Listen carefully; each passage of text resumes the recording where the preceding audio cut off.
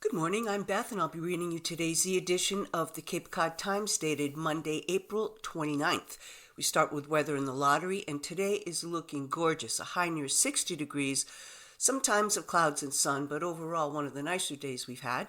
Tuesday back down in temps to a high of 53, and it's cooler obviously with more clouds than sun. And Wednesday even lower, it's a high of 51 with a couple of showers in the morning. Back to Thursday though, it's warming up again with times of clouds and sun, high near 58. Taking a look from the lottery this weekend, Sunday's numbers game, the midday drawing from yesterday. The numbers were 1804. And last night's Sunday night drawing was 7238. Mass cash for Sunday, April 28th, 13, 15, 19, 25, 33. And Saturday's Powerball numbers 9, 30, 53, 55, 62. Powerball was 23. First front page headline, demolish former Cotuit school for $1.1 million. Some in the village say no. Keep it for now or tear it down. Those are the two options for the future of the former Cotuit Elementary School that village residents will consider at a special meeting of the Cotuit Fire District on Saturday, May 4th. The meeting is at 1 p.m. in the community room at the Cotuit Federated Church at 40 School Street in Cotuit. There are two items on the meeting warrant. One, recommended by the Fire District Prudential Committee, would allocate $1.1 million to demolish the 69-year-old school building at 140 Old Oyster Road. The other, proposed by a citizen petition and not recommended by the committee, calls for using previously approved funds to study the feasibility and estimate the cost of rehabilitating all or part of the building. The school, built in 1955, was closed as a local elementary school in 2009. The private Waldorf School of Cape Cod used the space until 2019 before moving to Sandwich. The building was then declared surplus and has been vacant ever since. Last year, the property was transferred from the town of Barnstable to the Cotuit Fire District. Prudential Committee Chairwoman Frances Park said the property's condition makes rehab financially untenable in the opinion of the committee members. The building needs about $4 million to make it habitable, Park said. We're not interested in having the voters of the village of Cotuit support that. According to the committee, the building has extensive water damage from roof leaks, and there are ceiling tiles and moldy insulation coming down onto the floors. Further, she said, the interior of the building was recently severely damaged by vandals whose identities remain unknown. Windows were broken, they destroyed the emergency lighting, they took a sledgehammer and destroyed toilets and sinks, and they found a box of fluorescent replacement bulbs, and they're broken all over the building, she said. While the future of the building remains undecided, the district has increased monitoring with the addition of heat sensors and motion detectors, so if anybody comes in a window, it's going to set an alarm off, Park said. She said the district already has about $600,000 of the estimated demolition cost available and would need to raise funds or borrow them to cover any remaining cost. Should voters go with the option to demolish the building, Park said the plan would be to keep the site as open space. Since it's just about 400 or 500 feet from one of the village's water wells, she said, this would be to further protect that well. A group of villagers who have formed the Cotuit Community Center nonprofit are hoping there is still a chance to save all or part of the building to provide the village with a much-needed place for community activities and gatherings. Their proposal asks voters to proceed with a study of possible future uses and options, including demolition. What the citizen petition is asking for is time, said John Havel, a member of the organization's board. At the 2021 annual district meeting, he said, voters approved transferring $207,500 to reopen and fund a district space needs project to include the school. This did not happen, and since then, villagers have been granted extremely limited access to the building itself for observation or volunteer maintenance due to safety concerns, making educated discussion difficult, Havel said. The Citizens Group estimates the maintenance cost of the building is around $15,000 per year, or roughly $6 per year for each of the 2,500 taxpayers in Cotuit, according to Havel, which he said is a small price compared to the estimated $1.1 million cost of tearing it down, so why the rush? The town last November gave a different estimate of $35,000 per year for simply maintaining the property. This isn't about demolition versus some pie-in-the-sky dream of a community center with farmers market and indoor basketball court, Havel said. This is a vote about reiterating the will of the majority of Fire District voters from the 2021 Article 17. The ultimate goal of the Citizens Group is to create a community center of sorts which can provide programming and services based on villagers' desires and needs, Havel said, but maybe we just keep the extremely popular and beautifully built gym, leave it as is for a few years to see if anything changes, or use it for something entirely different. In the end, it comes down to whatever people want, and if that's to tear it down, so be it, he said. We just want to slow down and think about it before committing to replacing the school with a field. Second front page story, this headline, Out in a Splash. Cape Cod right whale expert Stormy Mayo retires to dahlias and sailing. One of Charles Stormy Mayo's most vivid memories as a 10-year-old growing up in Provincetown was the first time he saw a humpback whale propel itself out of the water and come splashing down. It's still a snapshot in my brain of the whale in the air with its flippers out, he said, recalling the day, watching with his dad from their boat's flying bridge just south of Wood End Light.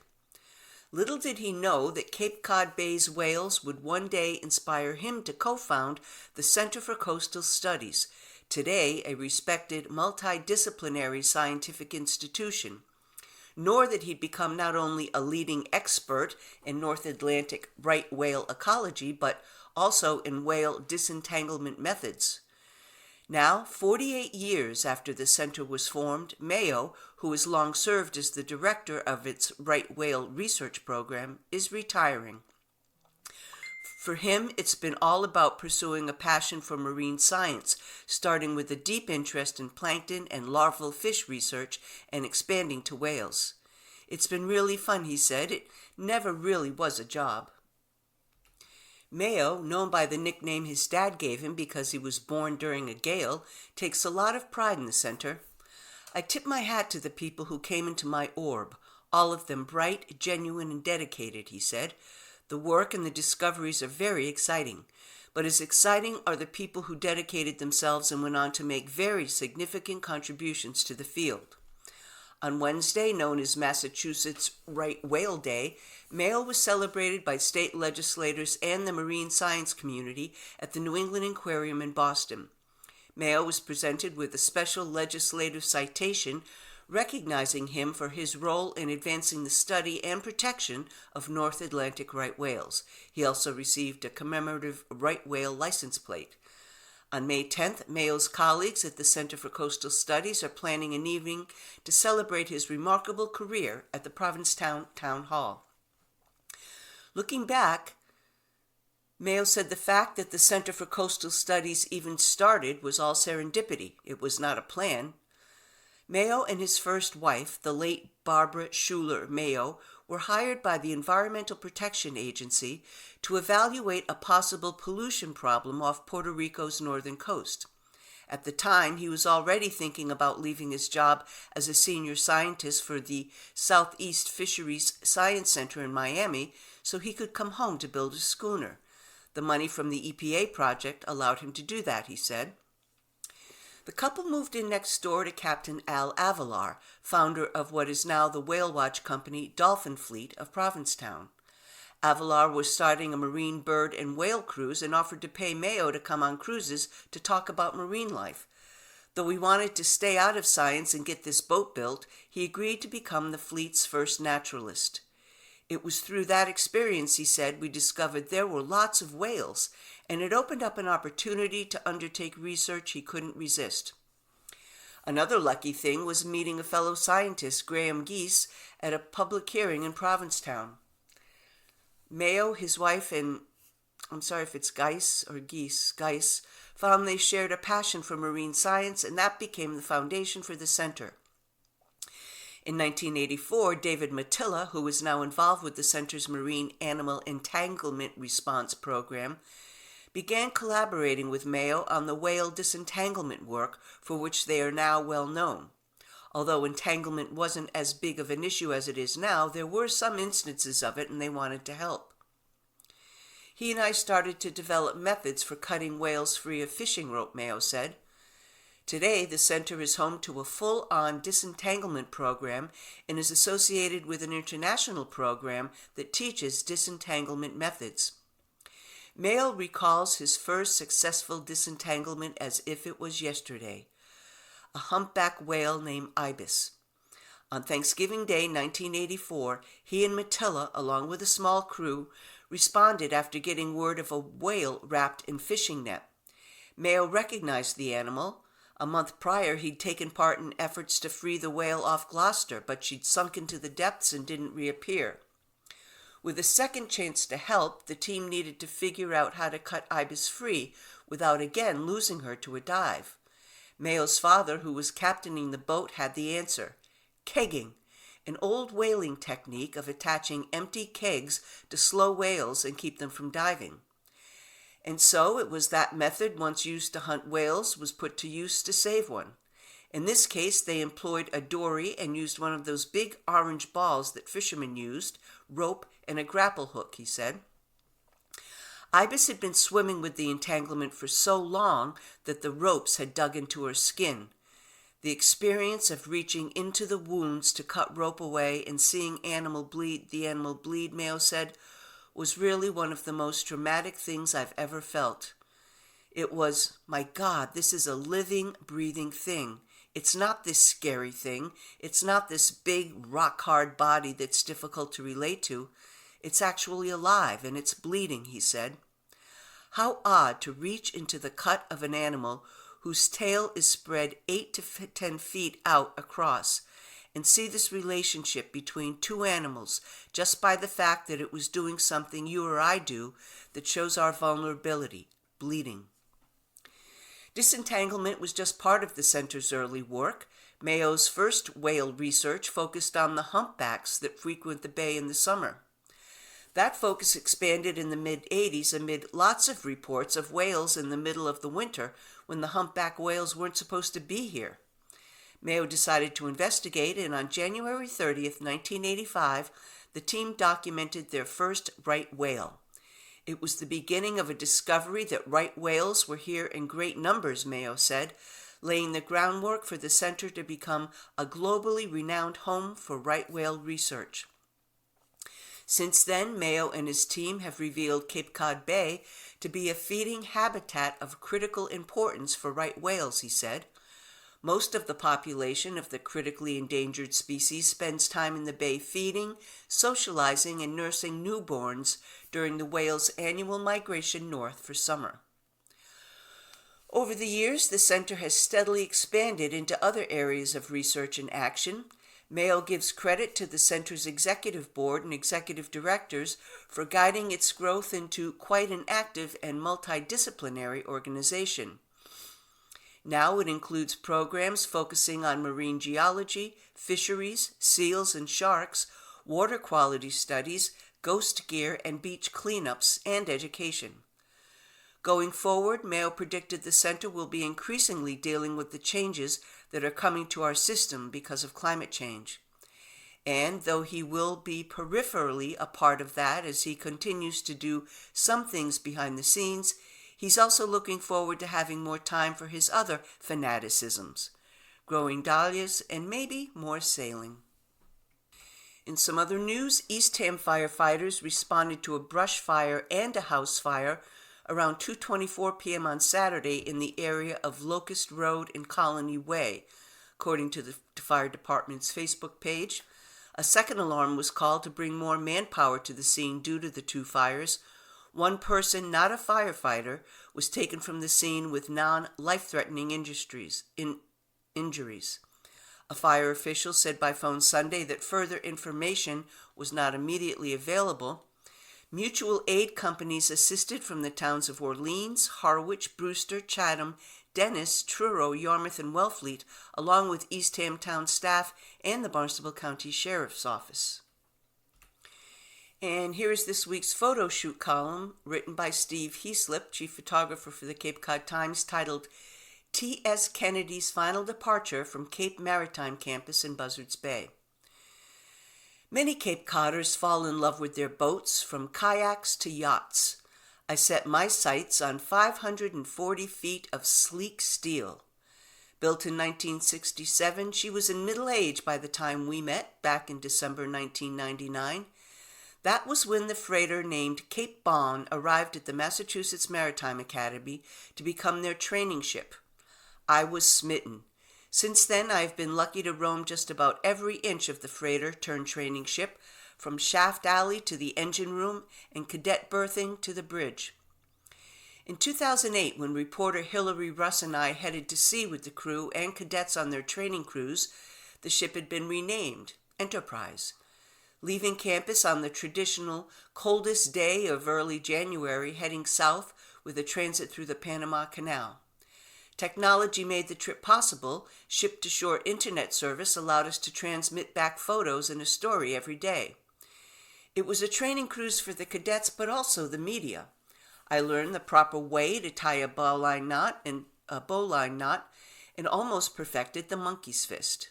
At night, I would wander up to the top decks and watch upper-class students work on celestial navigation using sextants. Way too much math in that skill set. Transit through the Panama Canal took place at night, which added to the mystique of the voyage. The ship changed names again in 2009 to the Kennedy, in honor of the Kennedy family. In 2010, it went into dry dock at the Brooklyn Navy Yard for upgrades and repairs. It was there I finally got a good look at her great lines. Standing at ground level, looking up at it was quite a sight. Like any long-term relationship, the years pass ever quicker with age, photographing its coming and goings. The school will be getting a new ship now under construction in Philadelphia, arriving later this year. The T.S. Kennedy has been transferred into service at Texas A&M Maritime in Galveston. So it was wearing that school's colors when it steamed off the Cape Cod Canal last week for its last training cruise for MMA. It was a fitting day for departure, cold and damp, the promise of warm days on every cadet's mind. I did a final walk around from the bridge to the stern for old time's sake. Slack tide arrived at 8 a.m. and all but one line had been cast off. But the fog grew too thick for a safe departure. The ship was tied back to the pier. It would be 6 more hours before it left. But deadlines are hard and fast. One last photo of my longtime companion enveloped in fog for old time's sake. Again, that was a column written by Cape Cod Times photographer Steve Heaslip. And this headline, Push for Access to Menstrual Products Hits Legislature. When women and girls don't have access to menstrual products, they just have to bleed and pray that their pants will hold. Many in Massachusetts are forced to use toilet paper as a substitute for period products. I think it's a matter of dignity in allowing menstruators to have the option to not have to free bleed or just giving them that bodily autonomy of how they want to deal with their periods, said Olivia Toscano, the community organizing co-op of the Massachusetts chapter of the National Organization for Women. Advocacy groups in Massachusetts, such as Mass Now, are calling on House lawmakers to pass the I Am Bill to ensure access to free menstrual products without stigma to all women and girls in all public schools, homeless shelters, prisons, and county jails. It's about making sure that these products, which are part of health care, which are part of our life, are available, said Senator Robin Kennedy, a Democrat from Worcester, one of the sponsors of the bill. It's a basic need that all menstruating individuals have, and it's about making sure that those products for that care are available to all individuals to help break down the disparities. The average woman spends about $20 on feminine hygiene products per cycle, adding up to about $18,000 over a lifetime, according to estimates from the National Organization of Women. It costs a lot to buy these products, said Toscano. There are menstruators out there who have to choose between food, rent, and menstrual products. That's not a choice that should have to be made. I think we need to stop looking at it as a luxury. It's a necessity. In October, the Senate passed the I Am bill, originally introduced in 2019, but it has not yet been passed in the House. Kate Barker-Swindell, Service and Operations Manager of Period, said Massachusetts has done some work, but it could do better. The Alliance for Period Supplies reports that Massachusetts is considering 9 bills related to menstrual access, while New Jersey leads with a total of 24 bills. Representative Natalie Higgins, a Democrat from Leominster, said the bill is critical because menstrual products are essential, but they are too expensive for many, especially those in schools, prisons, and shelters. I think I Am bill really focuses on some of the places where institutionally there can be access issues. So starting with our schools, starting with our shelters and jails and prisons makes a lot of sense, she said. Kyler Spicer, the community organizer of Mass Now, said the measure is the first in the country to call for providing free menstrual products for all 3 places, schools, shelters, and jails. Those 3 places are some of the places that period poverty is shown the most, so they are some of the most vulnerable populations, she said. I've been working with public schools, libraries, and just connecting with either the head of the department to kind of see what is the need, who actually needs these products, and supplying these products, said Magdalene Bargiolo, the Worcester regional organizer of Mass Now. When people donate to the needy, they think first of food and clothing, she said. Menstrual products aren't a part of that conversation, she said.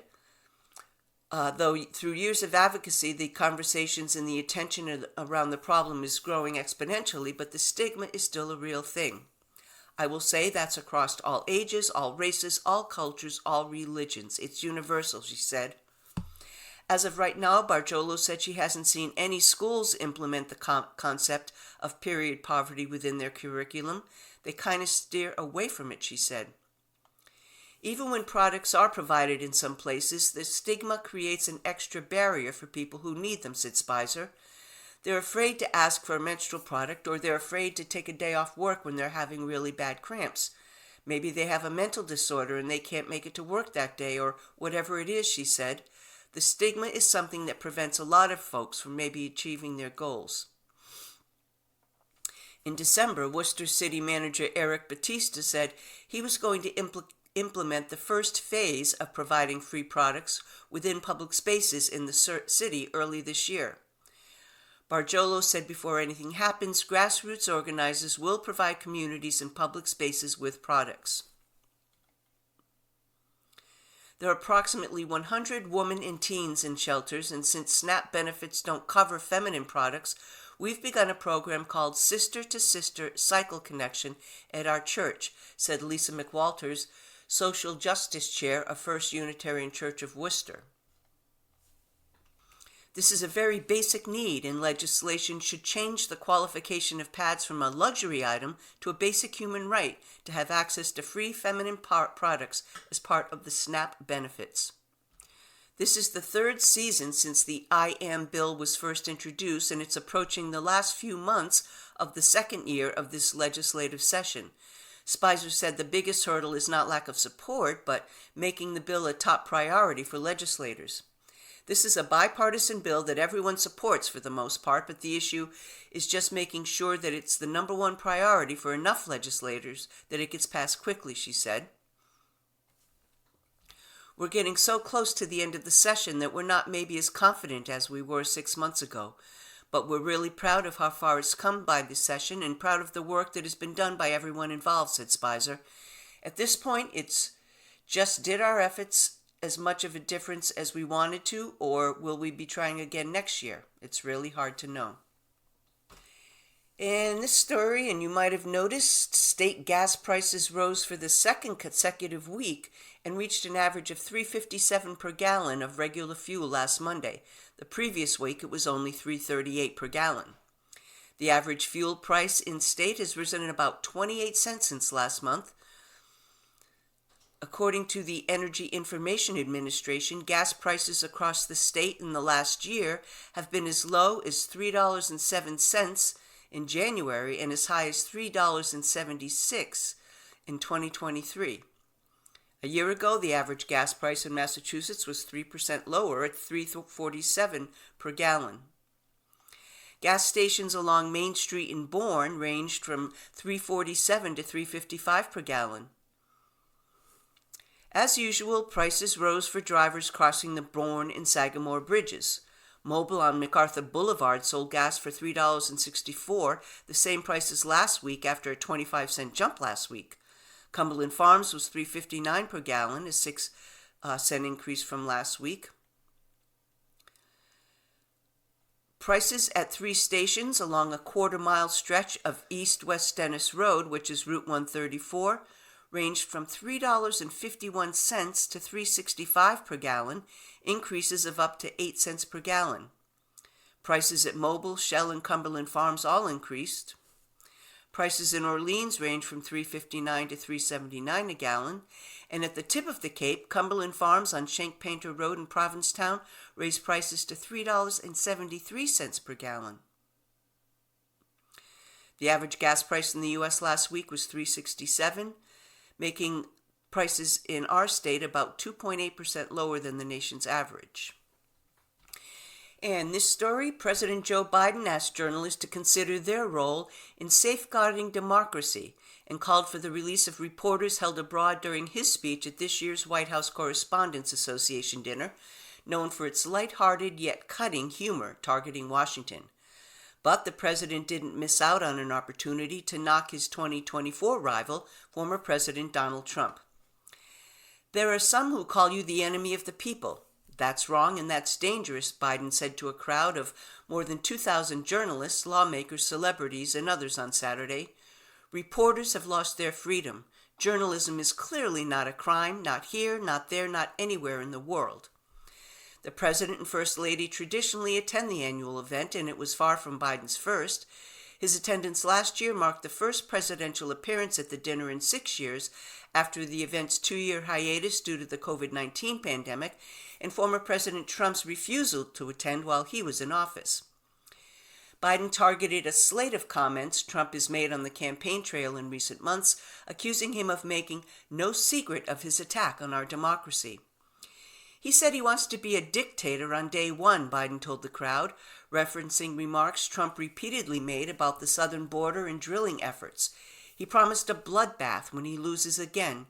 "We have to take this seriously. 8 years ago, we could have written it off as just Trump talk, but no longer." Biden thanked the journalists in the room and told them, like him, they have a role in ensuring democracy endures. He asked them to live up to the seriousness of the current political moment, making specific reference to January 6, 2021. The president also made a wide range of jokes hitting his political rival. At one point in his speech, Biden, 81, appeared to take up the concerns Americans have about his age. "Of course, the 2024 election's in full swing, and yes, age is an issue. I'm a grown man running against a 6-year-old, Biden said, referring to Trump, who he called Sleepy Don. Biden also joked about Trump's ongoing hush money trial in New York and his recent Bible sales pitch. "Donald has had a few tough days lately. You might call it stormy weather," he said. "Trump is so desperate he started reading those Bibles he's selling. Then he got to the first commandment, 'You shall have no other gods before me.' That's when he put it down and said, 'This book isn't for me.'" Saturday Night Live star Colin Jost also poked fun at the Democratic and Republican presumptive nominees' ages. "I would like to point out it's after 10 p.m. and Sleepy Joe is still awake, while Trump has spent the last week falling asleep in court every morning," Jost said. During his monologue, Jost poked fun at Biden's age, his dwindling support from black voters, and also took shots at Trump's ongoing court cases. Ending his remarks on a somber note, Biden raised his glass, toasting to a free press, an informed citizenry, and an America where freedom and democracy endure. The event attracted celebrities, government officials, and members of the media. Proceeds from the dinner will help fund student journalism scholarships. During the event, the White House Correspondents Association also presented several journalist awards for excellence in White House coverage, presidential news coverage, and courage and accountability. So we've reached the halfway point of our broadcast, and at this time I will read today's obituaries. George W. Calori Jr. of Falmouth and Venice, Florida, passed away suddenly on April 18th. George was born in 1936 and is survived by his wife of 52 years, Patricia Ford Calori. George was the proud father of Catherine Kate Calori of Scituate and George Calori III and his wife of Hingham. George was a loving papa to Seamus and Connor. He was the oldest of 5 children to the late George and late Mary Dunn Calori Sr. He was a devoted brother to the late James and his late wife Lynn, Maureen and her late husband John, Catherine and her late husband David Martin, and Marika and her husband Russell Cole. George was a graduate of Archbishop Williams High School and New England Institute of Anatomy, which prepared him professionally as a funeral director. Later in life, George enjoyed a second career as a liquor salesman. George enjoyed skiing the slopes of Loon Mountain, where he raised his two children to ski. He loved watching his son G.W. compete in ski races all over New England. He was excited that his grandsons, Seamus and Connor, were now the ones conquering the mountain.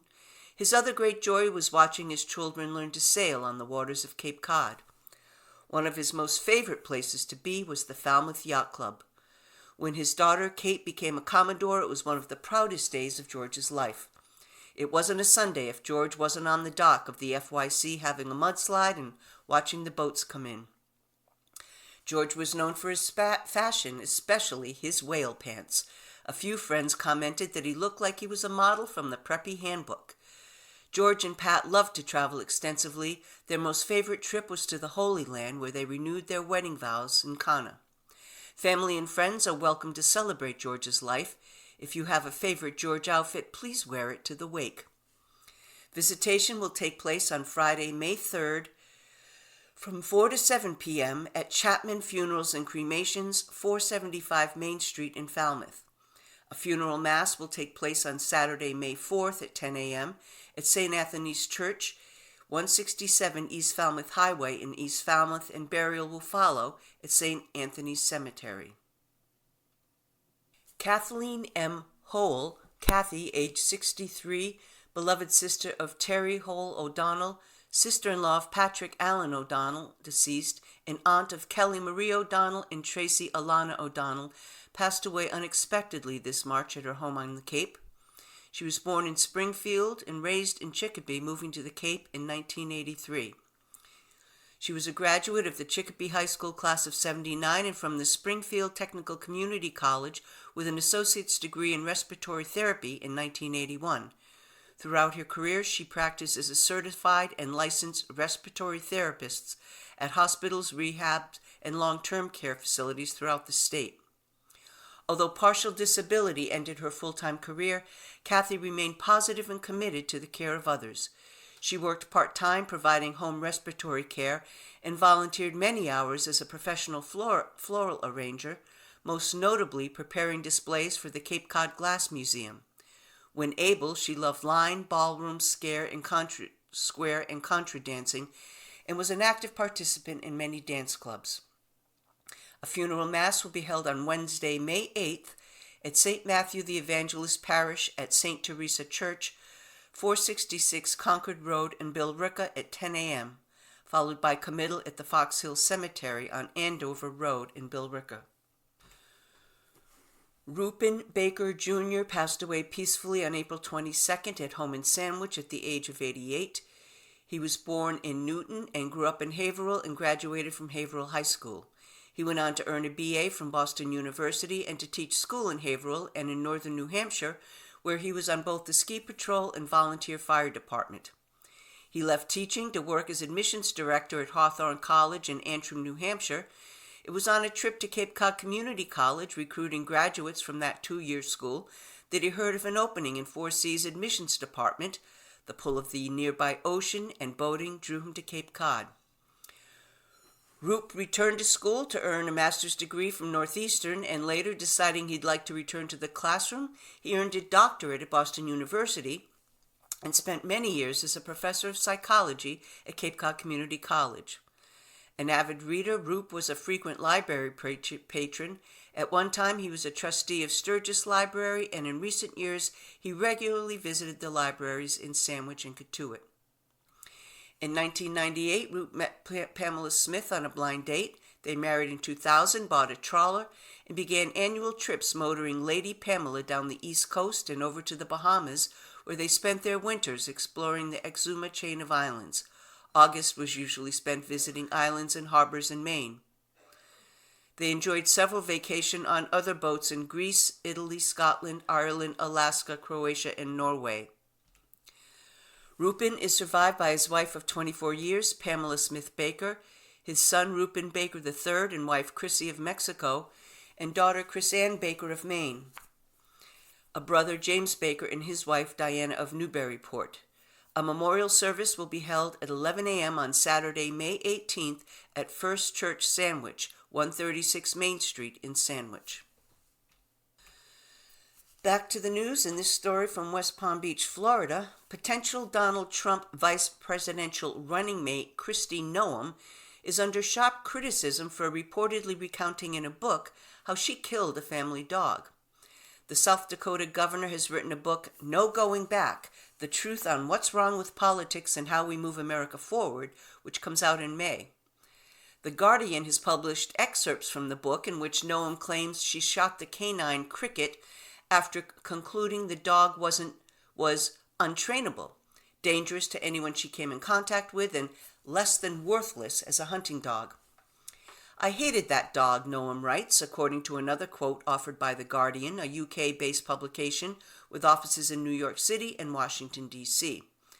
The Guardian also cited Noem complaining that the dog behaved like a trained assassin and described how the governor eventually put the dog in a gravel pit and shot her after the dog attacked a local family's chickens. It was not a pleasant job, The Guardian quoted Noem as writing in the book, but it had to be done. And after it was over, I realized another unpleasant job needed to be done. The reports drew a rebuke from animal rights groups. Wayne Pacell, a president of Animal Wellness Action and the Center for Humane Economy, said Noem's actions have no rational or plausible explanation. If she's unable to handle an animal, ask a family member or a neighbor to help, Pacell said. If training and socializing the dog doesn't work, then give the dog to a more caring family or to a shelter for adoption. Raising and caring for a dog takes patience and kindness. Tens of millions of Americans who know and love dogs have to wonder about a person who expresses hatred for a young female dog and kills her. Noem has been widely speculated as a possible running mate for Trump, as has U.S. Senator Marco Rubio, a Republican from Florida. In other news, a New York appeals court on Thursday overturned Harvey Weinstein's 2020 conviction for rape. The stunning move has prompted questions over what this means for his 2022 rape conviction in California, for which he is currently serving a 16-year sentence. A wave of rape and sexual assault allegations spanning decades against Weinstein began pouring out in 2017, spurring a reckoning in the entertainment industry with the #MeToo movement.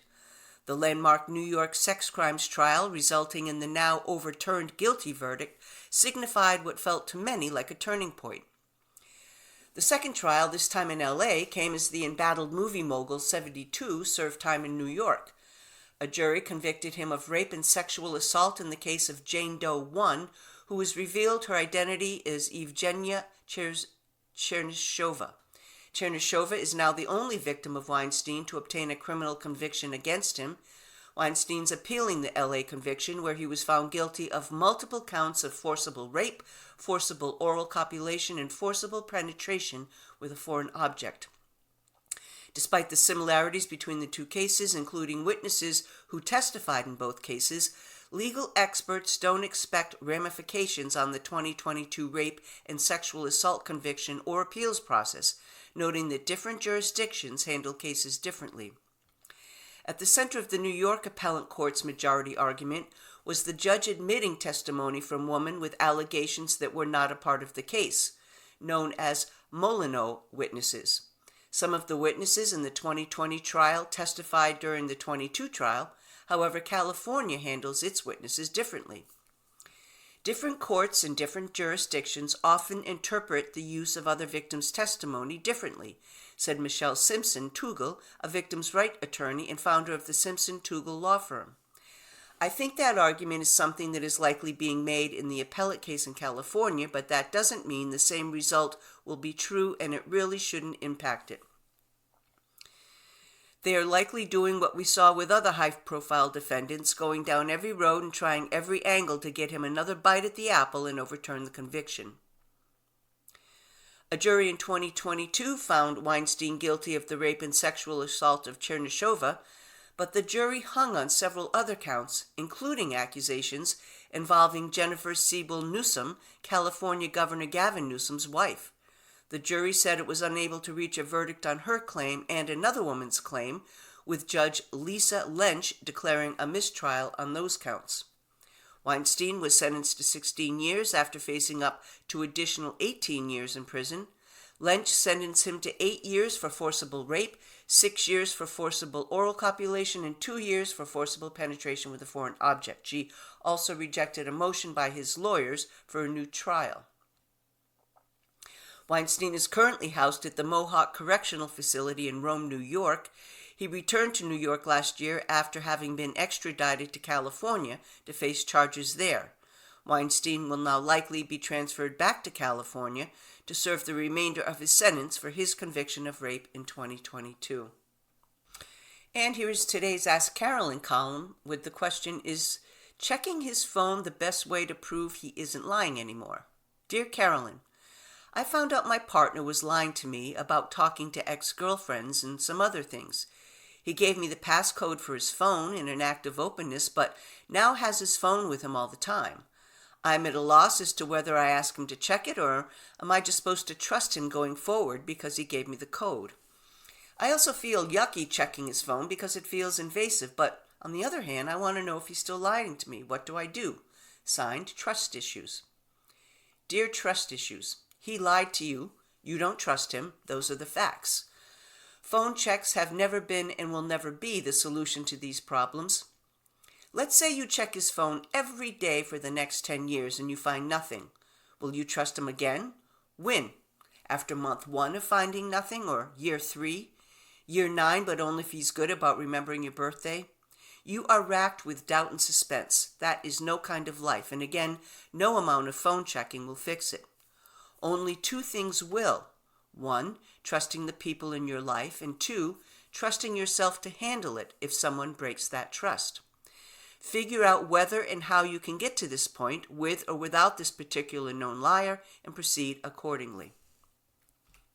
Dear Carolyn, my girlfriend and I watch a lot of TV together to wind down from stressful jobs and trying to get ahead in our 20s. It's the only thing we fight about. We belong to the same gym, bike together, and even game together smoothly. With TV, though, she wants to stop me from having fun and being myself. Most shows are stupid, and we all know that, so I like to crack jokes. She hates this and says I'm ruining the shows for her. I can't watch TV and not do this. It's unnatural for me, but she doesn't care. She doesn't see that she's ruining it for me by expecting me to just sit there like a dummy and watch in silence. Other girls I've dated have appreciated it and laughed along with me. I miss that. This isn't something I want to break up over. Is there any compromise here? Signed, Wannabe Me.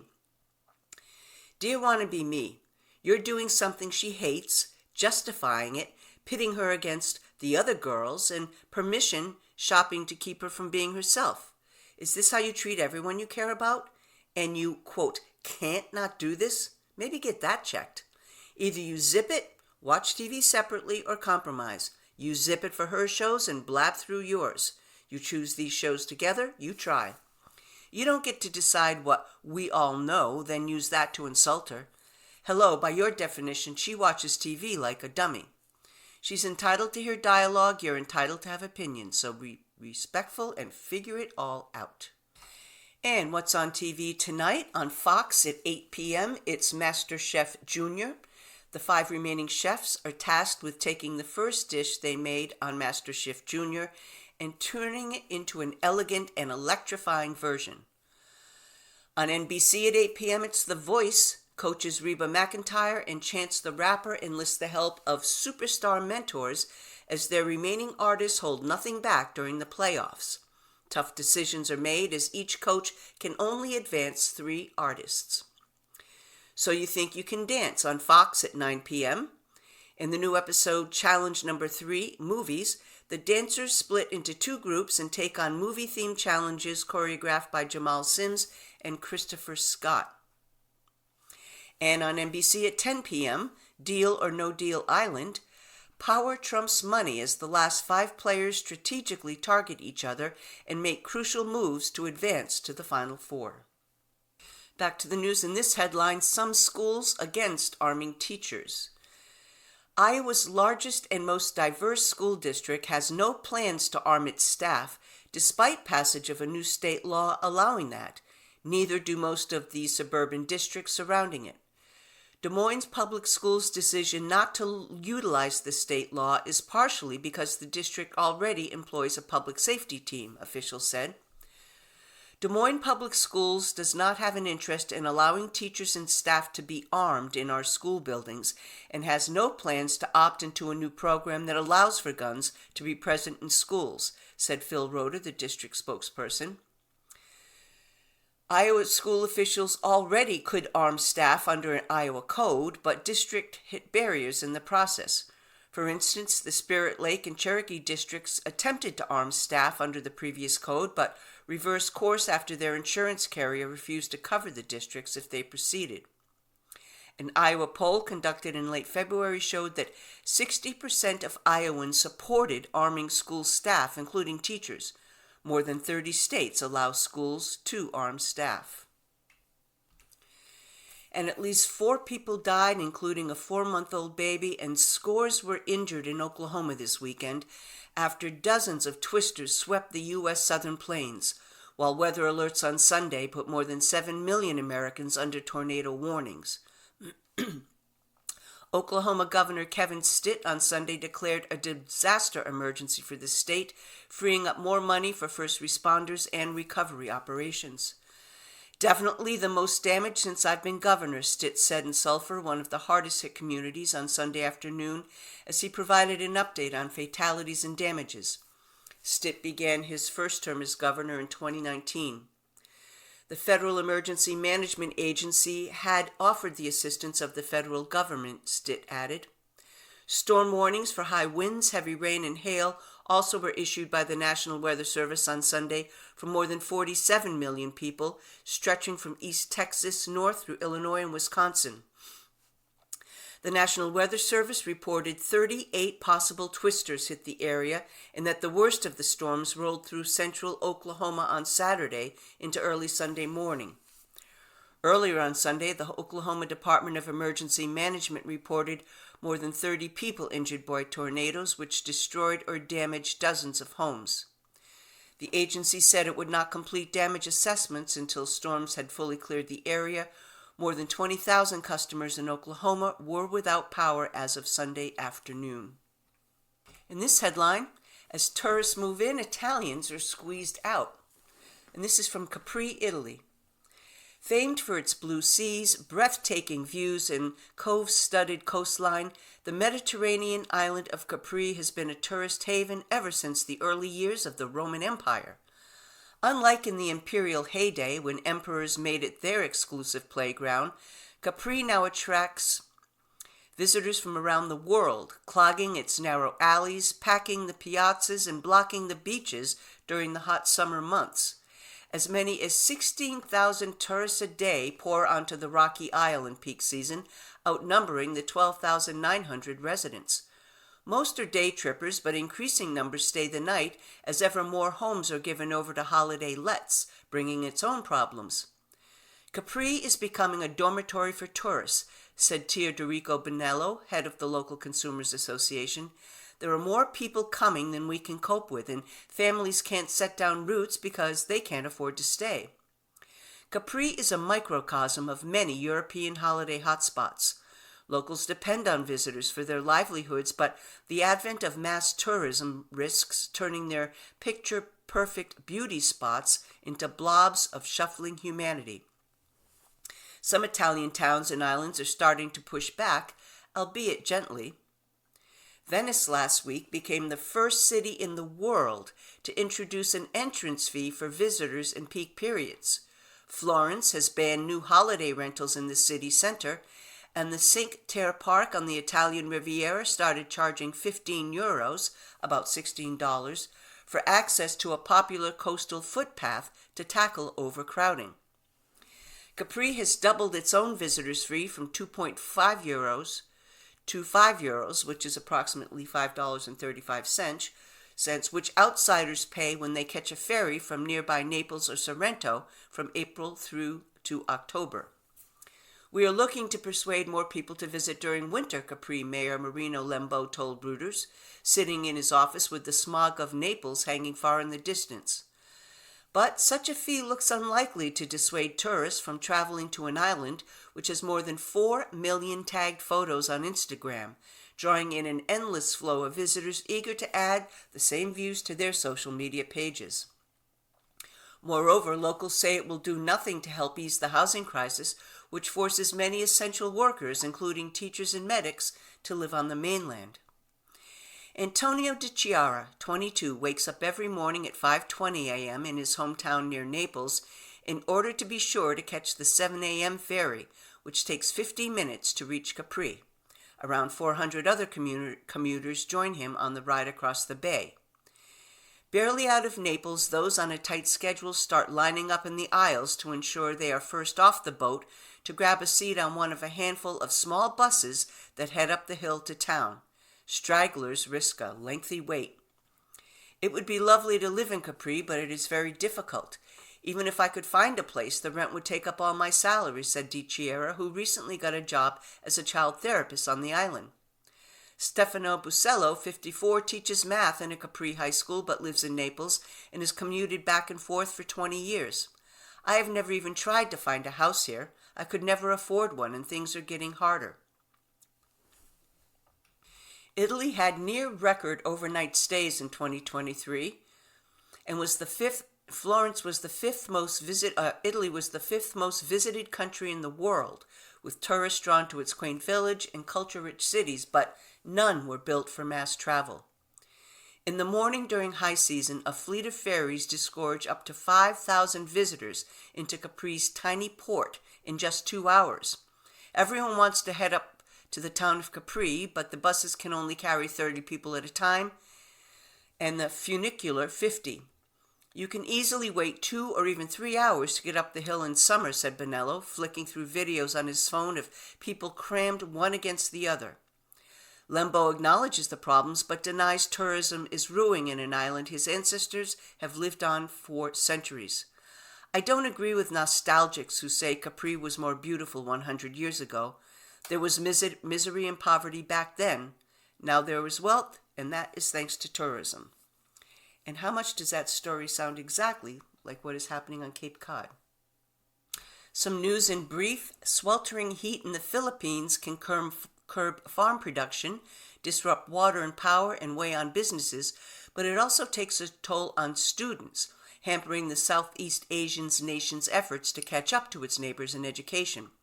Temperatures have hit 122 degrees Fahrenheit in various regions in the Philippines as the weather phenomenon El Niño intensifies the heat enveloping the nation in its summer months of March to May. The Philippines scores among the lowest in the world in math, science, and reading, partly because of years of inadequate remote learning during the pandemic, according to the Program for International Student Assessment. It's extremely hot now. The heat burns my skin. It's not like the usual summer heat that's tolerable, said senior high school students whose education were halted during COVID-19. Thousands of schools have suspended classes due to the heat, affecting more than 3.6 million students. Norway's $1.6 trillion sovereign wealth fund, the world's largest, falls short on its climate ambitions by failing to back multiple shareholder proposals, pushing oil companies to cut their greenhouse gas emissions, an NGO report said on Monday. The fund pools the Nordic countries' state revenues from oil and gas production. Since 2022, its aim is for the 9,000 companies it invests in globally to reach net zero greenhouse gas emissions by 2050, in line with the Paris Agreement. As part of its strategy, the fund's management, Norges Bank Investment Management, has set expectations for corporate boards on climate change and votes at annual meetings. A report by Norwegian NGO Fremden, shared with Reuters, analyzed the fund's voting record last year on 16 climate resolutions at 9 oil majors. It found the fund supported 7 such resolutions and backed strategy the group said were climate harmful in the remaining 9 of those 16 cases. And a 54-year-old New Jersey grandmother was days or weeks from death earlier this month when she became the 4th person ever to receive an organ from a pig. Lisa Pisano was suffering from heart failure, needed regular dialysis, and had just fallen and broken her foot when she arrived at NYU Langone Health. She had been increasingly sick for years, suffering multiple heart attacks and bypass surgery. She needed both a new heart pump and a new kidney, but because she was on dialysis, she wasn't a good candidate for the heart pump, and because of her heart problem, she wouldn't have qualified for a kidney transplant, said Dr. Robert Montgomery. She was in a catch-22, he said. She was given 2 choices. She could accept her fate and say goodbye to her beloved grandchildren, or take a chance on an artificial heart pump plus a kidney from a gene-edited pig. She opted for that chance. On April 4th, surgeons implanted the heart pump, a device called a left ventricular assist device, or LVAD. She was placed on continuous dialysis and bed rest for 8 days before receiving the pig kidney on April 12th. In addition to showing the viability of the pig kidney, the procedure also shows that LVADs can be used successfully in patients on dialysis. Some maybe will get human transplants because now we've shown that an LVAD can support a kidney transplant. No one really knew that. Pisano volunteered for the surgery to help herself, and because if it didn't work for me, it might have worked for somebody else. Her health had started to go downhill in 2017 after her first heart attack and got progressively worse. She had worked in retail, but she had to quit. Her life got smaller and smaller, and in recent months she couldn't even go shopping with her daughter. She said she isn't bothered at all by the idea of having a pig part inside of her. She doesn't eat bacon anymore because of the salt, but she also used to be a fan. Asked if her family members were cracking jokes about it, they better not, she said. Her recovery is slow, but she's not in a lot of pain, she said. She gets daily physical therapy and takes a few steps with walkers. Her main goal is to get back to playing with her 2 grandchildren and cooking for her husband, just living a normal life. And that's all the time I have for today. This is your reader, Beth, saying thank you for listening and thank you for your continued support of the Audible Local Ledger.